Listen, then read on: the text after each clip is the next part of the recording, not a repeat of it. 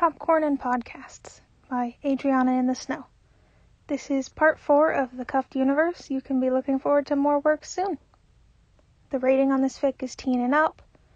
Relationships are Virgil/Remus/Logan and Virgil/Logan. Additional tags. Analogical is more at the forefront, but they're all here this time, baby. Non-consensual drug use mentioned. Morally gray Logan. Cop Remus. Sexual innuendo, fighting, biting, and being restrained. Summary. Logan has a little reunion with some people while doing his job at Target. Logan's eyes scanned over the security camera footage. He knew this was just a Target and did not need perfect security, but this was a horrible setup, honestly. He itched to fix it. He wanted to rewire camera 9 to get a clearer picture, and tilt camera 6 slightly to the left so there were fewer blind spots. There also really should be another camera by the food area, and one near the computers if they wanted true coverage. Really, just one by the popcorn maker and another near the gaming shelf would completely... He shook himself. It was good that there wasn't another camera near the gaming shelf. He wanted them to have a blind spot, even if the inadequacy made his eye twitch. He checked his watch and turned to the laptop he'd brought. He'd have to wipe it after this because he was using the store's Wi-Fi, but it was annoyingly slow anyway. At least he was only using it to track the hacked-into correspondence about the drop. Nothing seemed to be amiss in the conversation there, so he turned back to the security cameras. Everything seemed fine, but he couldn't help but be anxious about the blind spots made by their system. Perhaps he should do another walk-around just to be sure.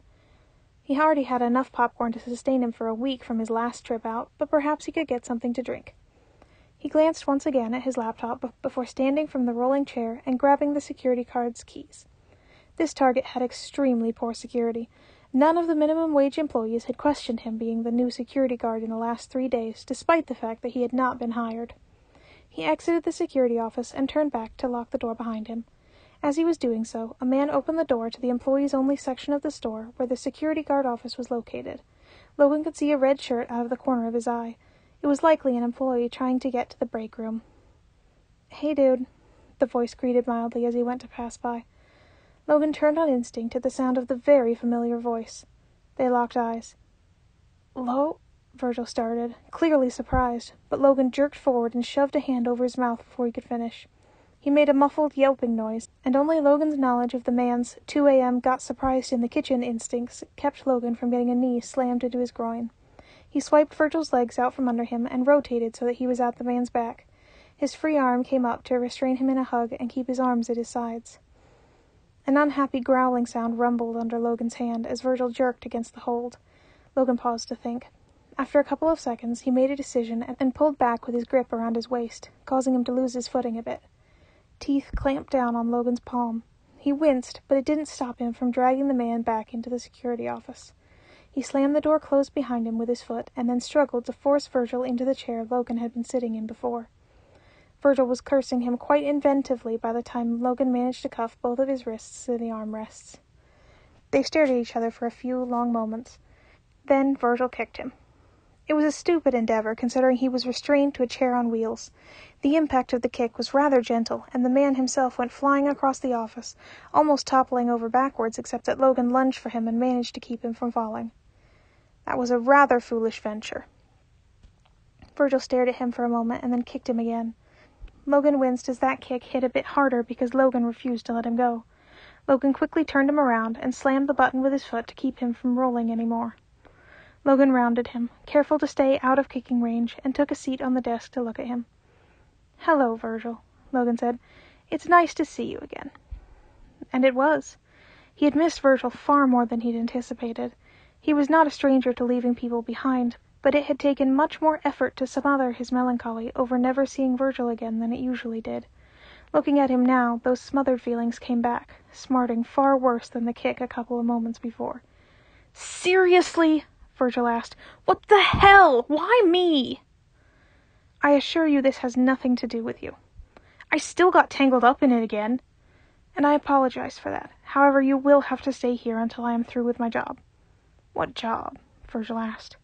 Logan just raised an eyebrow and refused to respond. "Why is the security guard office of Target your supervillain base anyway?"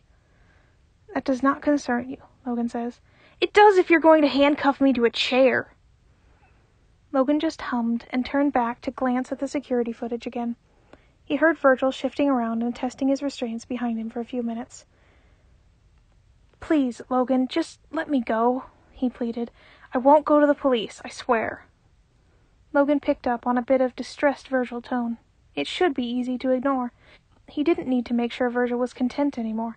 They didn't live together, and Logan would face none of the future consequences of his discontent. Logan blamed the fact that he turned around to face him on years of habit. He did not know what to blame for the way he felt his face soften when he looked at him. "I will be finished in about an hour, Virgil," he said. "I just can't have you interfering." "Yeah, and then after that you're going to leave me tied up in here so I can hope someone happens to come by soon?" Logan tilted his head at him. "You were upset about being left restrained last time." "Yeah, no shit." "You were never in any danger. The drug truly wasn't harmful, and Remus was bound to wake up, and I would have sent an anonymous tip to the police station if I didn't hear anything through police traffic within a few hours." "Yeah, well, I have anxiety," Virgil shot back. Logan blinked at him. "My apologies for any undue distress." "You could stick your apologies up your ass, Logan, or whoever the fuck you are." His eyes looked hurt, and Logan felt a strong impulse to reach out and touch, but considering Logan was the source of said hurt, he doubted it'd be welcome. "I will be sure to arrange your release by 5 p.m., Logan said. He tapped on the digital clock on the desk. "There is no need to worry until then." Virgil just frowned at him. "How about one of your podcast shows, to pass the time?" Logan suggested. He minimized the window with the chat on the laptop so he could pull up the podcast application he'd installed. "I've been keeping up with that one about North American cryptids. It is still just illogical pseudoscience. I believe a new episode was set to come out today." He scrolled down to the newest episode of the podcast. It seems to be about the skunk ape. You still listen to that?" Virgil asked. "You hated that show." And he still did. He just found himself listening to it anyway, especially on days where he couldn't sleep. "You liked it," Logan said. They stared at each other for a long moment. "So, it should afford you some measure of calm until you are released." "How kind of you," Virgil said darkly. Logan looked away from him and pressed play on the podcast. Logan ended up feeding him some of the copious amounts of popcorn he'd gotten from the food area earlier, but other than that they didn't interact much. The silence was not nearly as companionable as it had once been, and Logan became hyper-aware of the angry glares that Virgil kept throwing him. About 3/4 of the way through the episode, Logan looked over at the security feeds and cursed. "How the hell?" he asked. "What?" Virgil asked through a mouthful of popcorn. Logan had set the large bag of popcorn on a table next to Virgil, and had apparently been too slow in his hand-feeding, because Virgil had chosen to lean over and pick up a few pieces of popcorn himself with his mouth. It was not the first time he'd seen Virgil eat popcorn like a horse eating from a morale, and it was just as disgustingly adorable as always. Logan reached over to wipe his buttery mouth off with the handkerchief he kept in his pocket, even as he was distracted by Detective Remus Royal's dumb face, which had been caught on camera near the entrance. He watched as Remus walked up to the help desk and showed his badge to the woman standing there. "Is that Remus?" Virgil asked. "First name basis," Logan inquired with a raised eyebrow. "You left me handcuffed to a kitchen table with his drugged ass," Virgil said dryly. "I think I've moved past using his last name and title. Not to mention I got to know him pretty well because he spent the last couple of months interrogating me while trying to find you." "Oh, is he here looking for you?" "Probably, and damn him for getting this close.